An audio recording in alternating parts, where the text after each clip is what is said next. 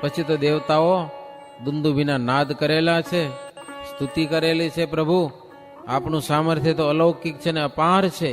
તમારું જે ભજન ન કરી બધા ગમાર છે, કેવો તમારો મહિમા અપાર છે. અમે જ્યારે ભૂલી જઈએ છીએ ત્યારે તમે આવા કંઈક અપાર ચરિત્ર કરી અને અમને દેખાડો છો. દેવતાઓ ભગવાનને હાથ જોડ્યા છે. પ્રભુ અમે અલ્પ બુદ્ધિવાળા છીએ, તમારું અપાર સામર્થ્ય અમારા અંતરમાં ટકતું નથી કે હો.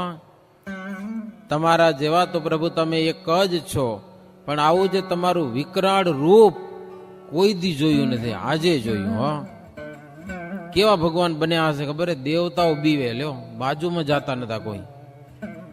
અસુરને તો મારી નાખ્યો ભગવાને, હિરણ્યકશિપુને મારી નાખ્યો. પછી ગર્જના ઉપર ગર્જના. એમ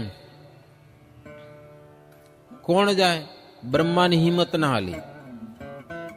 શંકરને કીધું તમે જાઓ, તો કે મને બીક લાગે.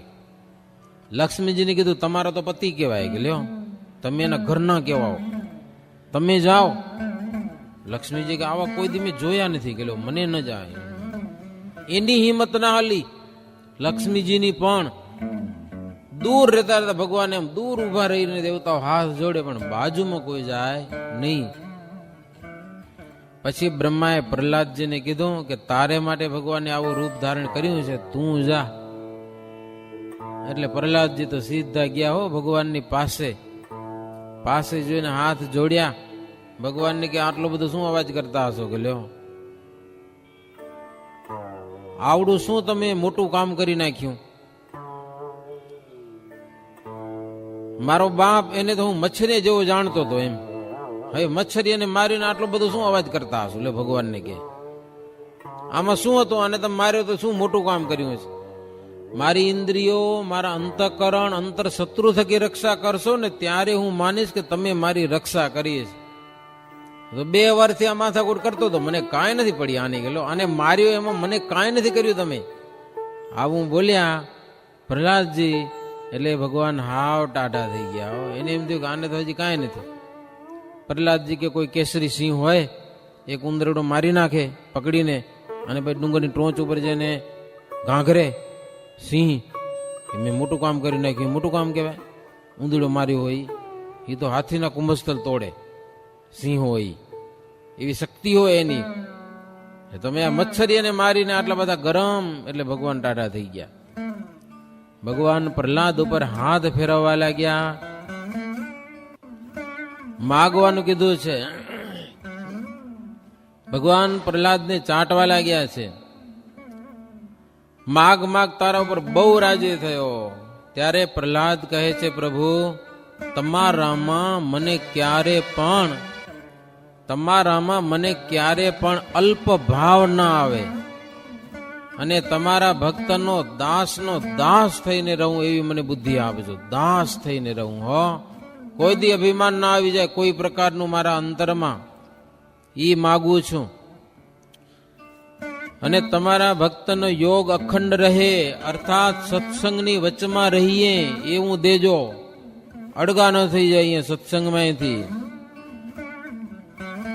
અને બીજું એવું માગ્યું પ્રહલાદે કે હે પ્રભુ મારું ચિત્ત તમારા વિના બીજું ક્યારે પણ ચિંતન ન કરે. લ્યો ઈ જ સંભાળું, તમને જ યાદ કરું.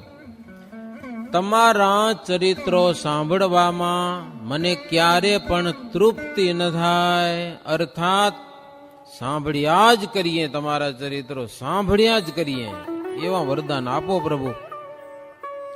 દેહ ઇન્દ્રિયો અને ઇન્દ્રિયોના ભોગને વિશે રોગ બુદ્ધિ રહે. હા ભરજો ભક્તો. શું માગે પ્રહલાદ? દેહ અને ઇન્દ્રિયો એના જે વિષય છે એમાં મને રોગ બુદ્ધિ થાય. રોગ. ભગવાન સિવાય આંખને જીતી જોવાનું છે, કાનને સાંભળવાનું છે, મનને ચિંતવાનું છે, ત્વચાને સ્પર્શવાનું છે. એમાં રોગ રહેલો છે. અને રોગ થાય છે ઘણાને, ભયંકર રોગ થાય છે. એડ્સ જેવા રોગ થાય છે. આખી જિંદગી બરબાદ કરી નાખે છે. તો આ બધા રોગ ક્યાં છે? ઇન્દ્રિયોના વિષયમાં છે. પ્રહલાદ એવું માગે એ વિષયમાં મને રોગ બુદ્ધિ થાય. હા, બહુ સારું સારું ખાવા જાઓ તો ડાયાબિટીસ થઈ જાય ને થઈ જાય કેટલા થઈ જાય, બધું ખાવાનું બંધ કરી નાખે. લ્યો કેટલાક હરિભક્તો છે આપણે, કરોડની અબજોપતિ છે, પણ હુકી હુકી રોટલી ખાય, એટલે ઘી ચોપડ્યા વગર. તમે વિચાર કરો, રૂપિયા હું કામ ના? રોટલી હુકી ખાવાની, કાં તો ભાખરી ખાવાની, એ ગુલાબજાંબુ ને લાડુ ને ભજીયા તો ઈ નહીં. ક્યારેક અમારી પાસે આવી ગયા ને સામે ઈ તળેલું ખાવાનું ડોક્ટર ના પાડીએ કે લ્યો પ્રસાદ ન લઈ શકે કાંઈ. કરોડો કે અબજો શું કામ ના? તમે કયો ઈ ખાવામાં સુખી નહીં, કંટ્રોલ રાખી રાખીને ખાવું પડે. હો, ઇન્દ્રિયોમાં રોગ છે. જેટલા ઇન્દ્રિયોની વિષય આપશો ને એટલા શરીરમાં રોગ થશે જ. એટલે બહુ વિષય ભોગવામાં ફાયદો નથી. ચલાવો તમે, શરીર ચાલે એ રીતે ચલાવો એ બરાબર, પણ બહુ જલસા કરવા જાશો તો જેટલા જલસા કર્યા હશે ને એટલા દુઃખો આવે ઉભા રહેશે આગળ, અને ભોગવા જ પડશે. છૂટકો નથી ભોગવ્યા વિના. પ્રહલાદજી માગે છે, પ્રભુ ઇન્દ્રિયોના વિષયમાં મને રોગ બુદ્ધિ થાય એવું આપો. એટલે તમને મૂકીને જ્યાં ત્યાં ઇન્દ્રિયો છે એ જોડાય નહીં, સ્થિર ન થાય, ક્યાંક ચોંટી જાય નહીં, એટલો મને વરદાન આપો. નૃસિંહ ભગવાન પ્રસન્ન થઈ અને વરદાન આપ્યો છે. પછી દેવતાઓ બધા ભગવાનની પૂજા કરી ટાઢા થઈ રહ્યા ને ભગવાન, પછી બધા પૂજા કરેલી છે. અને ભગવાને સૌને પોતપોતાના સ્થાન પાછા આપ્યા. હિરણ્યકશિપુ બધાને લઈ લીધા હતા. હો, સ્વર્ગમાંથી દેવતાઓનું સ્વર્ગ લઈ લીધું હતું. હવે એક એક દેવતાઓને બધા સ્થાન ખાલી કરી નાખ્યા હતા. પોતે રાજા થઈ ગયો તો, અને મારી ભગવાને બધા સ્થાન દેવતાઓને પાછા અપાવેલા છે. મુક્તાનંદ સ્વામી કે એમ શ્રી હરિએ પ્રહલાદજીની વાત કરી. લ્યો કાર્યાણીની સભામાં. પછી શ્રીજી મહારાજ એ ઉત્સવ પૂર્ણ કરેલો છે. મહિનો સુધી એ સંતો ભક્તોને રાખ્યા, ખૂબ સેવા થઈ. એમ એક જ વર્ષમાં તળાવ તૈયાર થઈ ગયેલું નથી મહારાજ. 3 થી 4 વર્ષ સુધી વારે વારે આવો સમય મળે ત્યારે બધાને બોલાવે ને સેવા થાય. ફરી કામ ભલે અધૂરું રહે, જવા દે, કેટલા દી કરવાનું. લગભગ 3 વર્ષ સુધી મહારાજે આ તળાવ ખોદાવેલું હશે. આવા ઉત્સવની સાથે, ભજન કરતાની સાથે.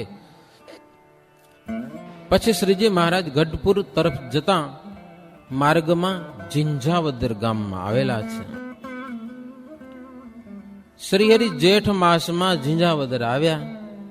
જેઠ મહિનો, જેઠ સુદ એકાદશી આવી એટલે તો ભીમ એકાદશી કહેવાય કે નહીં કહેવાય?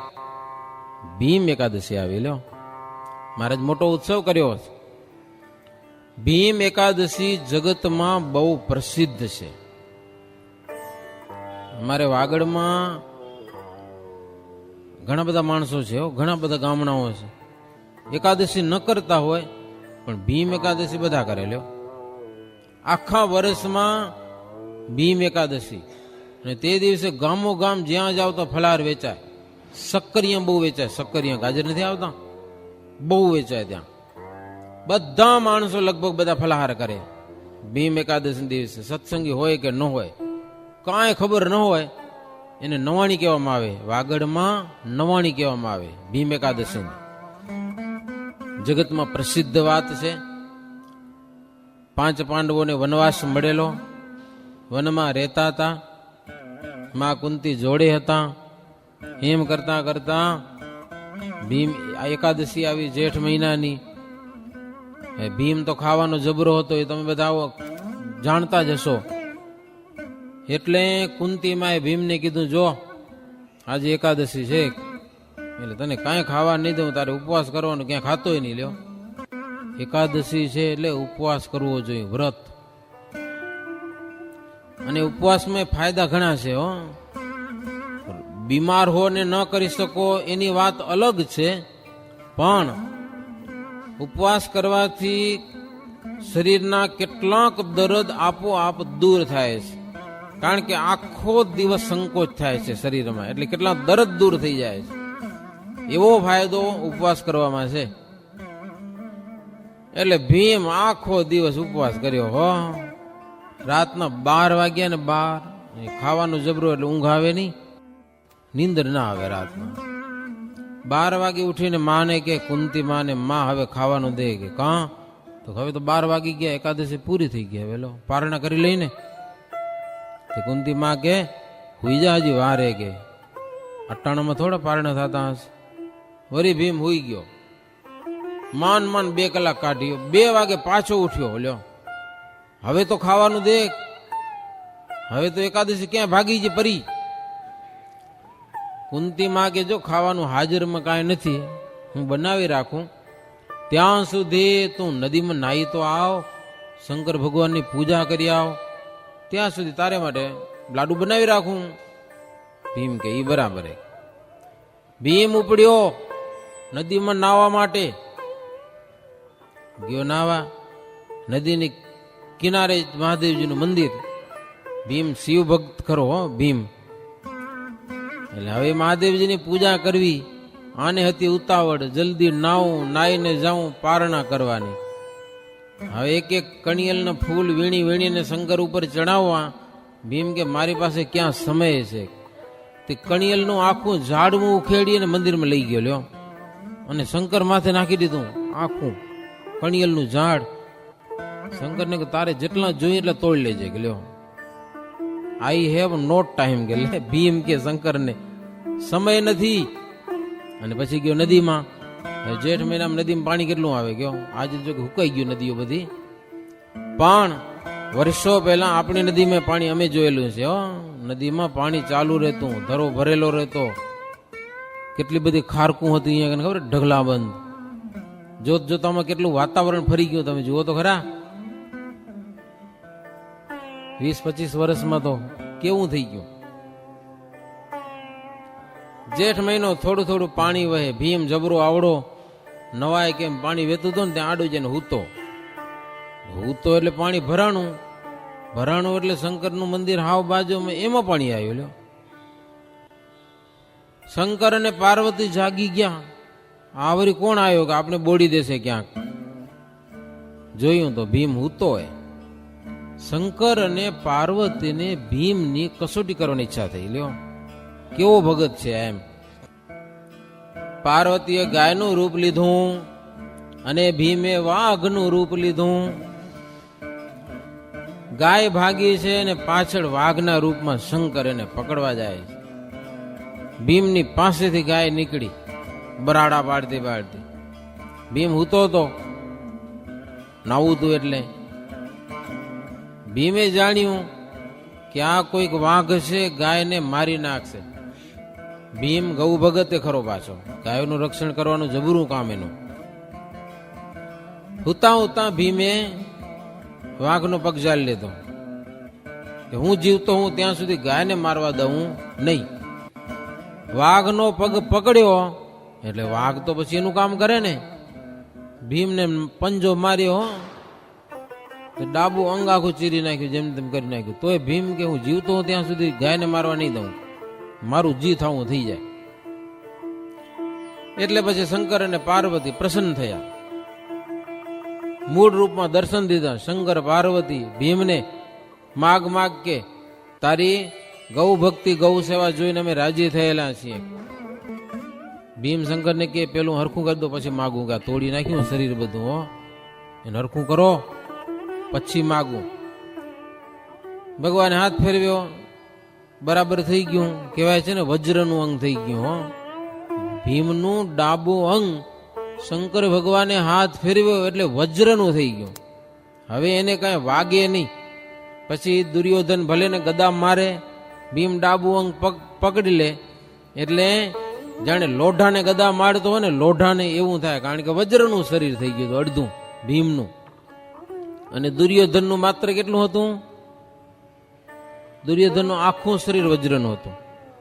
પણ જાંગીઓ પહેરાય ને એટલું જ કાચું રહી ગયું હતું. હો એ વરી કથા ઘણી લાંબી છે, વરી જાવા દો મહાભારતની કથાઓ બધી. શંકર ભગવાન કે માગ કે લ્યો. ભીમનો ઉપવાસ હતો, ભૂખે મરતો હતો. ભૂખમાં માગવાનું બહુ હુજે નહીં. એટલે ભીમ ભગવાને એમ કીધું કે એમ કરો ને તમે, મને ખાવા બહુ જોઈએ કે હો, અને ખાઓ ઘણું તો જાવું પડે ને, ડોલચે ન જવું પડે. જાજરૂ જવું પડે ને વારે વારે. એ તો આપણે જાજરૂ બની ગયા, પેલે ગામ બારે જવું પડતું હતું. હજી હવારે હજી ભારતના એવા કેટલાક ગામડા છે કે ગામડાના બધા માણસો ગામ બારે જાય. હે કિલોમીટર સુધી રોડની બંને સાઈડ બેસી જાય. બસ યાત્રા કરવા જાય ને અમુક અમુક ગામડામાં એવું જોવા મળે. બધા ગામની અંદર કોઈ ટોયલેટ જ ન હોય. ગામની અંદર કાંઈ નહીં, બસ બધું ગામ બહાર જ જવાનું હોય. હવે જો કે સુધારો થઈ ગયો સમજ્યા ને. હવે ગામ બહાર જવું પડતું નથી, ઘરમાં જ પતી જાય. અંદર છેટ માયલા ઘરમાં લ્યો. કહેવત છે પેલા માણસો ઘરમાં જ ખાતા, જ્યાં ત્યાં ખાતા નહીં, અને જાતા બારે. અને હવે ખાય જ્યાં ત્યાં અને જાય ઘરમાં. સમજ્યા ના? આટલો ફેરફાર થયો. ભીમ શંકરને કે મારે જાવું બહુ પડે, કે એટલું તમે કરી દો, ખાવાનું કામ મારે કરવાનું, અને ડોલચું લઈને ગામ બારે જવું પડે જંગલ ફરવા, એ મામો શકુની કરે કે એવું કરો. ખાવાનું મારે અને જાવાનું એને. શંકર ભગવાન તો ભોળાનાથ છે, એટલે કે તથાસ્તુ જા. ભીમ ખુશ થઈ ગયો. હવે વાંધો નથી, જેટલું ખાય એટલું ખાવું, આપણે જાવું જ ન પડે ક્યાંય. ભીમ આવ્યો ઘરે. કુંતીમાએ લાડુ બનાવી રાખ્યા હતા, એટલે ભીમ તો આવીને બેહી જ ગયો. સમજા ને? ભગવાન શ્રી કૃષ્ણ નામ લઈ અને એ તો ચાલુ જ કરી દીધું ખાવાનું. એક પછી એક લાડુ ઉતારતો જ જાય માય. ત્રાસના ત્રાસ ખાલી કરી નાખ્યા આખા. કુંતી માં કે અલ્યા તને શું થઈ ગયું છે કે આટલું બધું ખાઈ જાય છે? તો માં ગઈકાલનો ઉપવાસ હતો, પારણ થાય છે હજી તો. આ થોડીક વાર થઈને સહદેવ આવ્યો. સહદેવ કે ભાઈ આજે તને શું થયું છે? ભીમ કે જોયા જેવું તો મામાના ઘરે હશે. કે ત્યાં જાત, ત્યાં તો મારી આવો, ત્યાં શું ચાલે છે એમ. ત્યાં જાય તો શું ચાલતું હોય કયો? મામો દોડા દોડ કરે. ડોલચું ભરીને બારે જાય ને આવે તો વરી પાછી મનમાં ઈચ્છા થાય, વરી જાય ને આવે. દોડા દોડ થઈ પડી લ્યો મામાને. આ ખાવાનું ચાલુ રાખે ને ઓલ્યો દોડવાનું ચાલુ રાખે. લ્યો તમને કેવી કથા લાગી? હા, કથા એવી હે, કોઈક સુખી થાય એને જોઈને કોઈક દુખી થાય. મામો હતો ને, પાંડવો જેમ સુખી થાય એ માના અંતરમાં ઠેકાણું રહેતું નતું. દુર્યોધને આડું ભરાયા જ કરે, આમ કરવાનું તેમ કરવાનું, હેરાન કરતા હતા ને એને. છતાં પાંડવો સુખી હતા અને આ દુખી હતા. કોઈકના સુખ જોઈ અને બળી મરવું, એની આ કથા છે ભીમ અને મામા શકુનીની. કોઈક ખાય અને કોઈક જાય.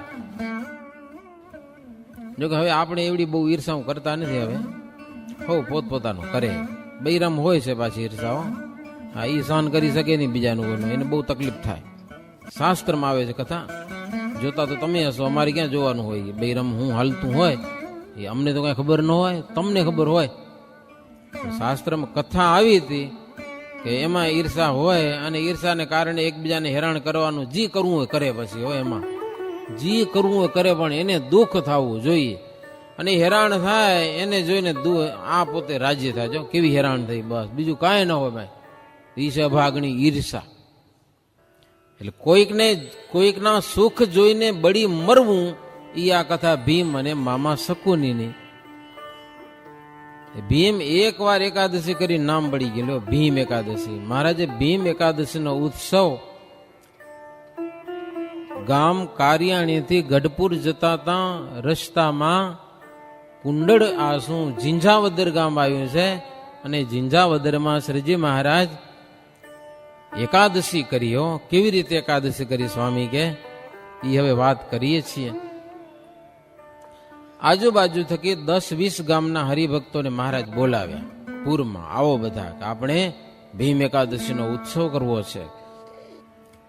શ્રીહરિ અલ્લૈયાને ભવન રહ્યા ચલિયા ખાચરના દરબારમાં. એમના ભાઈ હતા જેઠસુર ખાચર, પરમ ભગત જેઠસુર. અને મહારાજને બહુ હસાવવાનો ગુણ હતો. એ એક જાતની કળા છે, માણસને હસાવવા. એ એક અલૌકિક કળા છે, બધા ના આવડે. અવારનવાર શ્રીજી મહારાજને હસાવતા. મહારાજ ક્યારેક રીસાઈ ગયા હોય તોય હસાવતા. અલૈયાના ભવનમાં સુશોભિત મહારાજ મંડપ બંધાવ્યો. એમાં ઉલેચ બાંધ્યા, તોરણો બિલોરી એક ઝાડ બનાવ્યું, ચારે બાજુ 5-5 દ્વાર, સોનાના કળશ, ધજા પતાકા, હે આ બધી ગોઠવણી કરી. આજુબાજુથી બધા ભક્તજનો થોડાક વહેલા આવી ગયેલા, એકાદશી પહેલા નવી નવી રસોઈ થતી હતી. હે સંતોને જમાડતા, દૂધ સાકર અને ઘીની રેલમ છેલ, આવો ઉત્સવ આવી આનંદ કરતા કરતા એકાદશી આવી. સરસ મજાનો મંડપ અને મંડપની વચ્ચે વેદિકા, એના ઉપર સોનાના પલંગ ઉપર ગાદી તકિયા બિછાવ્યા અને એના ઉપર શ્રીજી મહારાજને બિરાજમાન કરતા હતા. સોનાનો પલંગ, તમે વિચાર કરો, આપણી પાસે છે સંપત્તિ લોઢાના હશે કાં તો લાકડાના હશે, તે દીના સોનાના પલંગ રાખતા શ્રીજી મહારાજને માટે. મહારાજ વનમાં ફરતા હતા, અષ્ટસિદ્ધિ નવનિધિઓ મહારાજની પાછળ ફરતી હતી. અમારી સેવા સ્વીકારો, સેવા સ્વીકારો. મહારાજ કે હમણાં નહીં, સત્સંગમાં આવજો. અને એ અષ્ટસિદ્ધિ બધી આવી છે. વિચાર કરો તમે, આ બધા દરબારોના ઘરમાં સોનાના પલંગ હતા, મહારાજને માટે બનાવતા. સોનાના હિંડોળા મહારાજને માટે બનાવતા. જ્યારે મહારાજ આવે તેને કાઢતા અને મહારાજને માટે ગોઠવતા. શ્રીજી મહારાજને જ બેસાડતા એના ઉપર. આવી સંપત્તિ એ લોકોના ઘરમાં હતી. શું કામ હતી? શ્રીજી મહારાજને રાખ્યા હતા. સત્સંગ રાખ્યો તો શિર સાટે. શ્રીજી મહારાજના વચનો અણિશુદ્ધ પાલન કરતા હતા હો, મહારાજની આજ્ઞાઓ. એટલા માટે એના ઘરે સંપત્તિ બેઠી હતી. સંત અને હરિભક્તોની સભા થતી. વાજિંત્રની સાથે સંતો કીર્તન ગાતા. જેમ કારિયાણીમાં 1 મહિનો સુધી મહારાજ રહીને ઉત્સવ કર્યો, તો ત્યાંના વત્સા ખાચર એને તેના પિતરાઈ વેલા અને માત્રા અને એને મહારાજ બહુ સુખો આપ્યા. કારિયાણીમાં ત્યાંના કણબીઓએ પણ બહુ સારો લાભ લીધો. વણિક લોકો, લુવાણા ભક્તો, લ્યો લુવાણા ભક્તો લખ્યું, એ લાભ લીધો હો મહારાજની સેવાનો. તથા ભગવાનજી વગેરે સુથાર ભક્તજનો બહુ સેવા કરી. અને એકાદશીને દિવસે કારિયાણીની વાત શું કામ લખી?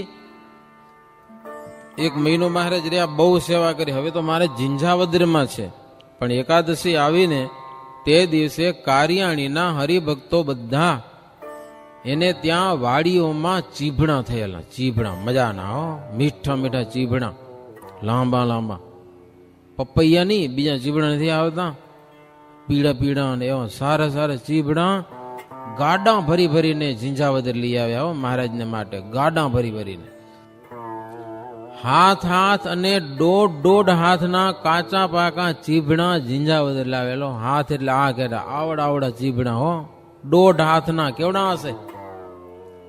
ગાડા ભરી ભરીને લઈ આવ્યા અને મહારાજની આગળ ઢગલો કર્યો ચીભડાનો, કારિયાણીના ભક્તજનો. પછી તો શ્રીજી મહારાજ એમાંથી કાચા અને પાકા અલગ કરાવ્યા. છૂટા કરો કાચા પાકા, 2 ઢેગલા અલગ કરાવ્યા. ચીભડા લઈ આવનારા ભક્તજનો એના મસ્તક ઉપર મહારાજ હાથ મૂક્યા. એ પ્રસાદીઓ. આપણે તો આજે કંઈક સેવા કરી સત્સંગમાં તો લાડવા જોઈએ. શું જોઈએ? સાચું કેજો. થોડીક વાર સેવા કરવા ગયા, હા તો એક દિવસ સેવા કરવા ગયા, જમ્યા, ખૂબ કામ કર્યું, હાજે પાછા લાડવા જોઈએ. સાચું કેજો. મહારાજ ભાઈ લાડવાની સિસ્ટમ નહોતી રાખી બહુ. હો તો આટલા દિવસ સુધી સેવા કરી, આ શું ચીભડાના ગાડા ભરી આવ્યા. પ્રસાદમાં શું? મસ્તક ઉપર મહારાજ હાથ મૂક્યા. હો જાણો છો ને તમે પ્રસાદનો અર્થ?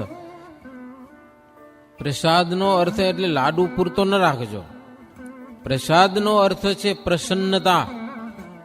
લાડુથી પતાવી લેશો તો પ્રસન્નતા ક્યાં મળશે? સેવા કરો અને આશા ન રાખો.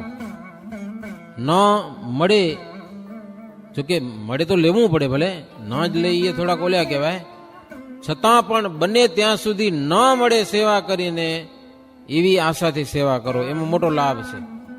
બસ તમે રાજી થાઓ, પ્રસન્ન થાઓ અમારા ઉપર.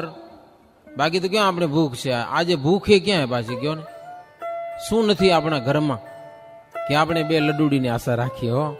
પ્રસન્નતાની આશા રાખો. જ્યાં સેવા કરો ને રાજીપો કેમ મળે સંતોનો અને ભક્તજનોનો, આપણા ઈષ્ટદેવ ભગવાન રાજી કેમ થાય એવી એક આશા રાખીને સેવા કરો. બીજી મનમાં કોઈ આશા ન રાખો. મહારાજે ગાડાને ભરી આવ્યા ચીભડાના માથા ઉપર હાથ મૂક્યા. આ પ્રસાદ ખુશ થઈ ગયા હરિભક્તો. મહારાજનો હાથ આપણા માથા ઉપર ક્યાંથી મળે? રાજી રાજી થઈ ગયા બધા. પછી તો શ્રીજી મહારાજ એ બધા પાકા ચીબડા હતા ને પોતાને હાથે સૌ હરિભક્તોને ને સંતોને ને વેચ્યા. હો, પેલા તો શ્રીજી મહારાજ પાકા ચીબડા સંતોને અપાવ્યા. હો, 3 શેર ચીબડા સંતોને આપ્યા. પછી બ્રહ્મચારીઓને, બ્રાહ્મણોને, સંન્યાસીઓને, પાડાઓને, કેટલા ઘરડા કાઠી હતા એને પાકા આપ્યા. ચાવી નાખે ને કાચા, એને પાકા પાકા ચીબડા આપ્યા. અભય રાજા ને જીવેન્દ્ર રાજા ને બધા મોટી ઉંમર વાળા હતા ગઢડાના, પણ અહીંયા આવ્યા હતા ઉત્સવમાં, પાકા ચીબડા આપ્યા. અને પછી હરિભક્તોને પણ આપ્યા. કોઈ પણ ચીબડા વિનાનું રહ્યું નહીં. ભીમ એકાદશીનો મોટો ઉત્સવ હતો એટલે આજુબાજુમાં કેટલા ગામડા નામ લખે, ગુંદાડા ને કરિયાણા, ખંભાળા, બોટાદ, સારંગપુર, નાગડકા, બગડ, સુંદરિયાણા, કુંડળ, નસીતપુર, હે બધા ત્યાંના રાજાઓ, બધા કાઠીઓ ઉત્સવમાં આવ્યા હતા. એકે એક ભક્તજનોને સંભાળીને મહારાજે ચીબડા આપેલા છે. કોઈ પણ રે નહીં હો પ્રસાદ વગર. મુક્તાનંદ સ્વામી કે દાદા ખાચર આગળમાં મોટા મોટા યજ્ઞો કર્યા હશે, પણ આવો યજ્ઞ તો કોઈ નહીં કર્યો હોય. હો, ચીબડા વેચાય ને ઉત્સવ થાય, તળાવ ખોદાય ને ભજન થાય ને, આવા ઉત્સવ કોણ કર્યા હશે? આવા ઉત્સવો શ્રીજી મહારાજે કર્યા. અને કદાચ પૂર્વે કેટલાક યજ્ઞો કરી ગયા છે મોટા મોટા, પણ બધા સવાસનિક હતા. હો, મનમાં કાંઈક ઈચ્છાથી યજ્ઞો કરેલા. યજ્ઞ તો બહુ થાય છે વર્ષોથી. કોઈકને પુત્ર ન હોય એટલે યજ્ઞ થતો હોય, કોઈકનો કોઈક માણસ આડો આવતો હોય ને મારી નાખવો હોય એટલે યજ્ઞ થતો હોય ને, એવા યજ્ઞો થતા પેલા. આને કેમ ઠેકાણે કરી નાખો, એ યજ્ઞમાં મંત્રો જેવા બોલાય કે એ મંત્ર બધી વિદ્યા એની પાસે જાય ને ઓલાને પતાવી નાખ્યો. મરી જાય માણસો. વિદ્યા તો છે બધી જાતની, આજે પણ મરી જાય, ગાંડો થઈ જાય, માંદો થઈ જાય, કામ ન કરી શકે કાંઈ, એની વાડીમાં કાંઈ પાકે નહીં. હા, અમે તો ઘણી બધી જગ્યાએ જોઈ વળ્યા છે, જાત જાતનું બધું માણસો કહેતા હોય. મંત્રોથી બધું થાય છે. અથર્વ વેદના બધા મંત્રો છે. તમે જેવા જપ્યા હોય એ પ્રમાણે કામ કરે છે. સાચા ખોટા જેવા કામ બતાવો એવા કરે બધા. પણ આ તો પ્રગટ હરિનો યોગ તેદીના ભક્તોને નથી થયો. યજ્ઞો કર્યા છે પણ પ્રગટ ભગવાન નથી મળ્યા. અને આજે તો સત્સંગમાં પ્રગટ ભગવાન વિચરે અને એની સાથે હળીમળીને ઉત્સવો કરવાના. ભગવાનના યોગ વિનાનું ખર્ચ કરે બહુ ઓછું ફળ થાય, બહુ ઓછું ફળ. પણ ભગવાનના સંબંધથી જે ખર્ચ કરવામાં આવે ને એનું ફળ પણ બહુ જબરું છે. હો, કેટલાક જ્યાં ને ત્યાં ખર્ચા કરે ભગવાનના સંબંધ વગર, થાય ફળ પણ તુચ્છ ફળ થાય, એટલું બધું વિશાળ ફળ ન થાય. અને એનો અર્થ એવો નહીં કે તમે ગરીબોને કે ગાયોને ન આપો, આપો પણ સંબંધ ભગવાનનો રાખો. વાવા થાય એટલા માટે નહીં, જગતમાં મારી પ્રસિદ્ધિ થાય એટલા માટે જ ન કરો. મારા ઈષ્ટદેવ ભગવાન શ્રી હરિ પ્રસન્ન થાય, રાજી થાય એવી એક ભાવનાથી કરો, તેનું ફળ અપાર છે. કરવાનું તો બધું છે. હો, મહારાજ ક્યાંય ના નથી પાડી. કૂતરાને રોટલા નાખો, ગાયોને ચરો નાખો, પક્ષીને ચણ મહારાજ પોતે પોતાને હાથે પણ નાખતા. દયા ધર્મ તો શ્રેષ્ઠ છે, કરવું જ જોઈએ. થોડા દી પહેલા ડોક્ટરે ગયા હતા બતાવવા માટે. પછી ડોક્ટર કે બેહો ને થોડીક રાતું કરીએ કે લ્યો, અમે મંદિરમાં આવી તો ટાઈમ હોતો નથી. મેં કીધું માણસો બારે છે એ તો પડ્યા હશે, લ્યો અડધી કલાક અમને બેહારી નાખ્યા ડોક્ટરે. હો, એ કે તમે હરિભજનની વાતો કરો મને કે તો આ ગરીબોની કે દરિદ્રોની સેવા કરવી એમાં શું ખોટું હશે? મેં કીધું કાંઈ ખોટું નથી. કીધું લ્યો કરવી જ જોઈએ. કીધું અમે પોતે કરી રહ્યા. આ મોટા જગનમાં કેટલા કેમ્પ કર્યા. મેં કીધું ભુજ મંદિર કર્યા કે નથી કર્યા? અમારે શું જરૂર કરવાની? મેં કીધું ન કરી તો ના હાલે, ન કર્યા તો યજ્ઞ ન થઈ જાય. તો એ તો જબરી સેવા કરી કે હું ભેગો હતો કે એ ડોક્ટર કે હો. તો દરિદ્રોની સેવા કરીને મને કે દરિદ્ર નારાયણ છે કે. મેં કીધું છે, એમાં જરાય ના નહીં. કરો સેવા, પૂર્ણ થશે પણ મોક્ષ નહીં મળે. એ એટલું સમજવું પડશે. ગમે એટલી ગરીબની સેવા કરો પણ તમારી એક આત્માની એક આગળ ઉર્ધ્વ ગતિ કરવી છે. એમાં તો તમને ઈશ્વરનો આશ્રય કરવો જ પડશે. એમાં પૂર્ણ થશે, સુખ મળશે, પરલોકમાં પણ તમને સુખ મળશે. એનું એ બધું જ મળશે. પણ એક માયાના આવરણમાંથી જીવને એક પર થવું છે, એ વસ્તુ નથી મળવાની. હો, એ તો નહીં જ મળે. એને માટે તો ઈશ્વરનો આશ્રય કરવો પડશે અને એમાં ભજનને કરવું પડશે. આજે સવારે વચનામૃત વાંચતો તેમાં ચોખ્ખી વાત મહારાજ કીધી. લગભગ સારંગપુરનું 11મું વચનામૃત હતું. ભગવાનના ધામમાં જવું હોય તો એક તો વૈરાગ્ય, દ્રઢ વૈરાગ્ય, બીજું બ્રહ્મચર્ય, ત્રીજી શ્રદ્ધા અને ચોથું અહિંસા, પાંચમું ધર્મ અને છઠ્ઠું આત્મનિષ્ઠા. આ 6 વાના મહારાજ બતાવ્યા. એમાંથી કોઈ પણ અંગમાં ન્યૂનતા હશે તો આત્યંતિક મોક્ષ જે ભગવાનનું ધામ એને તો એ નહીં પામે. હો, બીજા કોઈક દેવતાના લોકની કે પ્રાપ્તિ થશે. ભગવાનનો ભગત થયો છે એટલે નરક 84માં તો નહીં જાય મહારાજ કે, પણ ધામ તો નહીં મળે. આટલી વસ્તુ તો જોશે જ. લ્યો, વૈરાગ્ય જોશે, બ્રહ્મચર્ય જોશે અને અહિંસા જોશે, ધર્મ જોશે, શ્રદ્ધા જોશે અને આત્મનિષ્ઠા એ પણ જોશે જ મહારાજ. ધામમાં જવું હશે તો એના વિના છૂટકો જ નથી. મહારાજ કે હાલ જે ગરીબ અને ધનવાન હરિભક્તો સત્સંગમાં સંતોને જમાડે છે તેના જેટલા કણ હોય છે તેટલા યજ્ઞનું ફળ એને મળે છે. જેટલા દાણા હોય છે ને એટલા યજ્ઞનું ફળ મળે છે સંતોને ભક્તોને જમાડવાથી.